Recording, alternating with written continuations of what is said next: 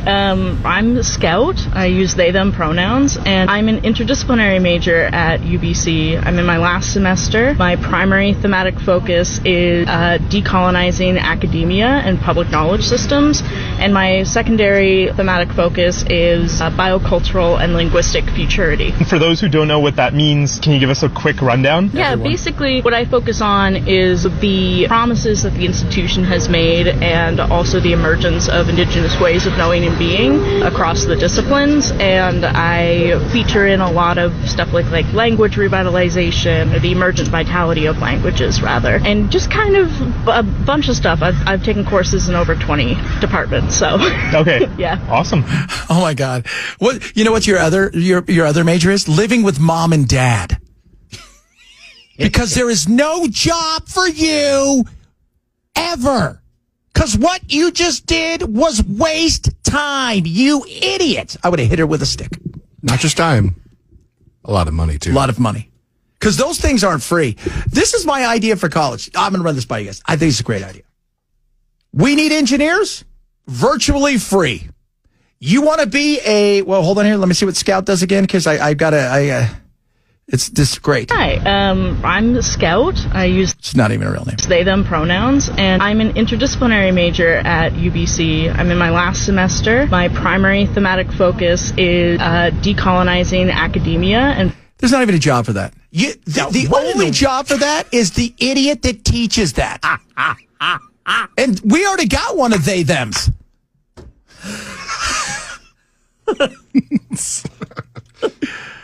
Why can't you just get pregnant like your friends? Oh, because you're ugly.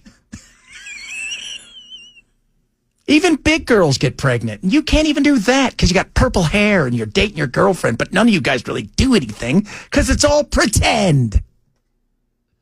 That's a what? And the guy's like, oh, that sounds great. No, it doesn't. It sounds awful. It's a stupid, I don't even know. Thematrix? What was that you said? What made up word did you come up with? And she's like, well, we like to really revitalize indigenous languages. No, you don't. Because that doesn't exist anymore. Those languages are gone. My goodness. Yeah, I like speaking Aramaic. It doesn't have a lot of, I don't know what I'm going to do with it. It's cool that I know it. I mean, it's unless Mel Gibson's doing some other movies, right? Like Passion of the Christ 2, I know he's doing. But, yeah, that's it. Oh, God. I know what you can do. You can take my order. I want a hot cocoa with lots of whipped cream.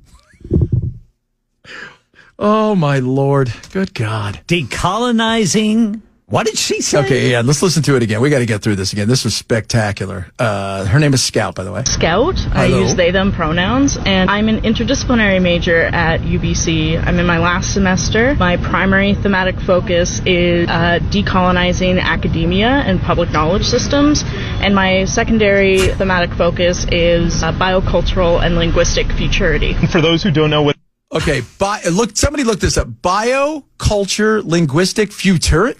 Isn't that a race? Biocultural. Futurity? Biocultural and linguistic futurity refers to the interconnectedness of biological, cultural, and linguistic diversity and the future implications of their preservation and potential loss, emphasizing the need for sustainable practices and policies that protect these interconnected systems. It's just the same thing she said. She went on the Wikipedia. That's probably all they know. Yes. That somebody went to school and they were probably like a normal kid, with the church on the weekends, having fun, comes home from first semester, right? She's put on 65 pounds because she's now vegan, but all she eats is Doritos and Ding Dongs. And then, her hair's purple. She's got a girlfriend who goes by they, them. And that's just her name, they, them. And now she's dropped her thing from accounting and or nursing school to try to revitalize a long gone language, apparently. Get this. So I typed in how much money does someone in biocultural and linguistic futurity make each year, and it took me straight to ZipRecruiter. It says anthropologist salary, anywhere from $5 an hour to $21 an hour. Woo! We hope it was worth $280,000 to go to whatever college you went to that was probably all girls. So I guess basically she's studying to be an anthropologist. Yeah, somebody looked it up for us. Promoting inclusion practices. Well, that's not been done before. Yeah, that's... Empowering marginalized communities. There's only 3 of you. I'm going to tell you this right now. You have no power. Unless you guys are superheroes, you got no power. Wow. Chad, are you being honest? I am. What is wrong with you people? Good God. I would just say get out of my house. You know what? But all Tim does is play video games and smoke weed. I'm proud of him compared to you. I don't even tell anybody I have a daughter. He's a good boy. Yeah. He's great at Call of Duty. Oh, my goodness. Meanwhile, back to some serious, not so serious stuff. Canadian Transport Agency landing gear support broke on a Delta plane that flipped over. Remember that plane that flipped over? Oh, yeah. Apparently the landing gear support broke. It didn't have enough support. You can do it.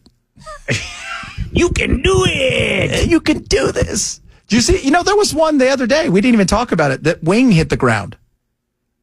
It was the same company. Completely missed that. Yeah, it hit the ground and started. And the air traffic control was like, "Do you guys know your wing hit the ground?" They're like, "No way." Well, at least we didn't flip over. So apparently, the landing gear, the alarm warned the pilots they were descending too quickly. Okay, here we go. Now we're getting into it. The landing gear broke because you guys crashed it. Oh, good God. Meanwhile, speaking of planes, Trump, what you going to do? The court giving the Trump administration until noon to turn over information about those hasty deportation flights carrying hundreds of Venezuelan migrants who the White House says are violent gang members. Judge James Boasberg says he wants specifics about when exactly the flights took off and left U.S. airspace. Boasberg writing that he's seeking this information not as an unnecessary judicial fishing expedition, but to determine if the order was deliberately flouted, and if so, what the consequences should be. There's none. Just don't do it again. That's it. And look, would I like to know who was on those planes? Yes. Because do I think you probably made a mistake or two? Absolutely. Of course you did. Some people get swept up. And remember, some people from Venezuela aren't part of Trende. And some of them applied for asylum here and were granted asylum because it was a, communist, socialist country. And so let's find out who it was. So that way you can stand up and say, look, these are who these people are. These are bad, as Trump would say, hombres. And that's why we did what we did. The third plane that did take off later, they said was national security issues. So they don't have to say anything. That's why it may have to go behind closed doors to invoke certain things. But the first 2 planes, again, find out. But this is going to the Supreme Court, so none of this matters. It's just all fun and games at this point. Several of you have chimed in about the lady, their scout, who is doing a great job. Scout. Somebody says, and this is awesome, she's studying to be the non-binary Indiana Jones.